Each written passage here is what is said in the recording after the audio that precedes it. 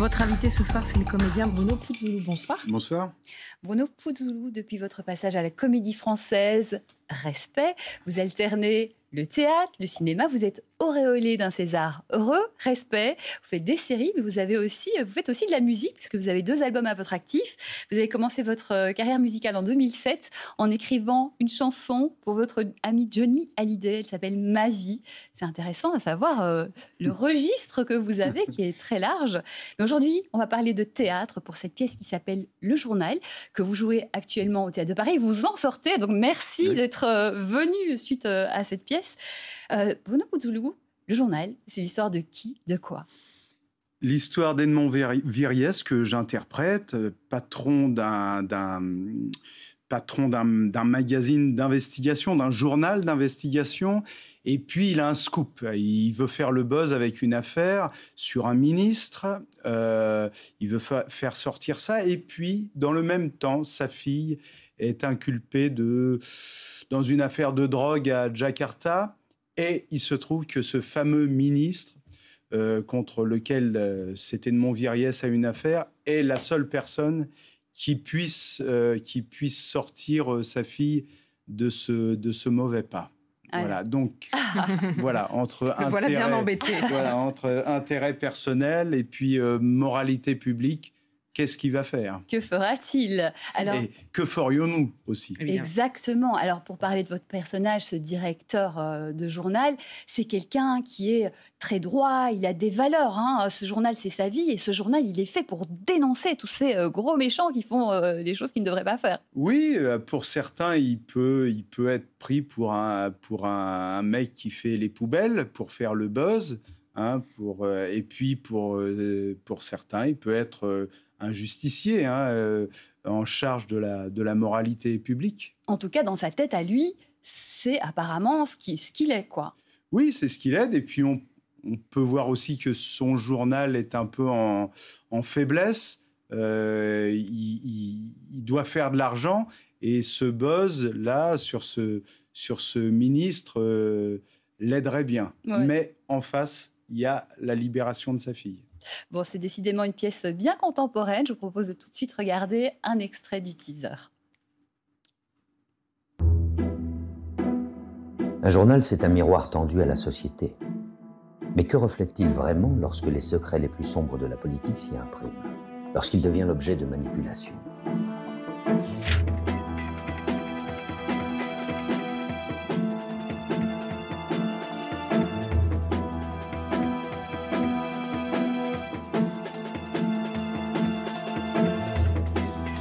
Une enquête qui dévoile les liens troubles entre la politique et la presse. Un jeu dangereux où vérité et pouvoir s'affrontent. Et au cours duquel personne n'en sort indemne. Personne n'en sort indemne. Je reprends la question qui est indiquée dans le teaser qu'on vient de voir, qui est très bien fait. Jusqu'où peut-on aller pour sauver la personne qu'on aime? Jusqu'où? C'est vraiment la question de la pièce, mais c'est une question générale en fait. Jusqu'où il est prêt à tout pour sauver sa fille, mais il voudrait ne pas avoir à vendre son journal, surtout. Oui. C'est ça. Et journalistes et politiques, on voit bien dans cette pièce qui s'observent les uns les autres. Mais bon, en général, quand le fric vient se mêler de tout ça, l'humain ne vaut plus grand-chose, et pour les politiques, et pour les journalistes. Alors, je vous connais un peu, et je sais que vous êtes quelqu'un de très droit, qui avait des valeurs. Ça vous fait quoi, justement, d'entrer dans ce personnage qui va peut-être vriller? Oh, vous savez, c'est... Il y a le recul. À partir du moment où c'est bien écrit, on peut rentrer dans n'importe quel... on peut interpréter n'importe quel rôle. Qu'est-ce qui vous a donné envie de jouer dans cette pièce, justement? Justement, je n'avais pas trop abordé ce genre de rôle. Et puis aussi de travailler avec mes camarades, Bruno Debrandt, Caroline Jurzac, Olivier Clavry, Bernard Malaka, mise en scène d'Anne Bouvier, je connaissais son travail. Voilà, c'est un ensemble de choses, l'écriture, la mise en scène, ce théâtre. qui est un beau théâtre. Ouais. Pas loin de chez moi. C'est pratique. J'aime beaucoup les expériences dans cette petite salle du théâtre de Paris. C'est un premier texte. C'est important que le théâtre fasse aussi confiance aux jeunes auteurs. L'auteur, s'il m'entend, n'est pas si jeune, mais enfin, c'est un jeune auteur parce que c'est sa première pièce. Il s'appelle Antoine Beauquier. Antoine Beauquier, oui, qui est avocat.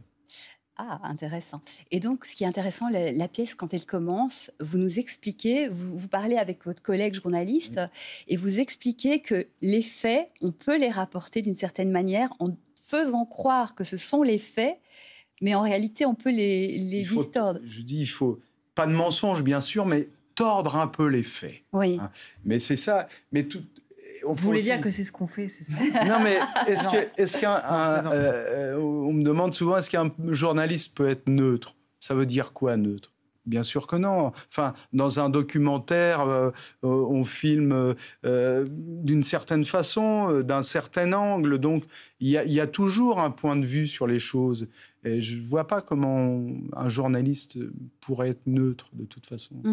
D'ailleurs, dans cette pièce, on se dit, voilà, c'est journaliste, média, on se dit, oui, les petits arrangements, etc. Mais quand on prend un peu de recul, on se dit, mais quelle personne peut jurer à 100% que dans sa vie, elle restera intègre? Parce que là, quand même, l'enjeu, c'est la vie de sa fille. Parce que quand on est emprisonné à Jakarta, qu'on soit innocent ou coupable, c'est pas forcément simple. Donc, il y a une vraie question qui est renvoyée à chacun d'entre nous. Oui, alors on apprend des petites choses aussi sur ce journaliste qui se présente comme quelqu'un d'intègre. Il perd la morale. Hein, voilà, je ne peux pas tout délivrer, mais est-ce qu'il est complètement intègre ou est-ce qu'il est prêt aussi à faire des choses pour sauver la vie de son journal? Voilà, est-ce qu'on ferait pas comme lui dans ce cas-là? Voilà. Mais venez au Théâtre de Paris, vous aurez les réponses. Alors vous qui avez joué des grands personnages, des pièces incroyables, est-ce qu'il y a un défi particulier dans ce personnage pour vous? Un défi particulier, non. En tant que comédien Non, le défi particulier, c'est toujours d'entrer en scène avec ce qu'il faut à l'intérieur de soi. Et puis vivre le moment avec les partenaires, avec ce que la metteur en scène, Anne Bouvier, elle vient nous voir, elle nous recadre de temps en temps aussi. Donc voilà. Elle vous recadre, c'est-à-dire? Bien, vous savez, quelquefois on peut glisser un peu quand on joue tous les jours. Prendre des libertés, vous voulez dire? Pas prendre des libertés, mais les libertés sont bonnes à prendre, mais ce qui est dangereux, c'est d'installer les choses. De cimenter les choses. De toujours faire de la même façon et de plus être... Oui, il faut retrouver toujours une fraîcheur pour que les gens pensent que c'est inventé sur le moment. Hein. Dans le meilleur des cas, ça doit être ça. Mais bon, c'est pas toujours ça. Donc, c'est bien d'avoir toujours un œil qui est attentif, et Anne Bouvier est très attentive de ce point de vue. Pour finir, c'est un thriller politique très passionnant. Comment vous êtes en coulisses? Vous êtes hyper concentré, ou bien au contraire, vous faites des blagues ou il se passe des choses un peu fun pour contrebalancer? Non, on ne fait pas de blagues. Bah alors, moi, je suis pratiquement toujours sur scène, donc quand avant, je veux dire, pas pendant forcément la pièce. Alors, pendant, non, On chatouille ses collègues? Non, moi, je suis dans ma loge, j'éteins la lumière, je m'allonge et j'attends le moment. Et on nous annonce 30 minutes, 15 minutes, 5 minutes, et j'ai toujours le trac, moi. Hein. Avant d'aller en scène, j'ai toujours le trac, donc je vais jamais comme ça en sifflotant. Et puis non, on fait pas de blagues. Non, pas sur scène évidemment. Alors allez voir cette pièce, ça s'appelle Le Journal, c'est vraiment très intéressant. Et puis discuter après, on fait des débats et tout. C'est au Théâtre de Paris. Merci infiniment et beaucoup de succès à vous. Merci à vous de m'avoir invité. Merci.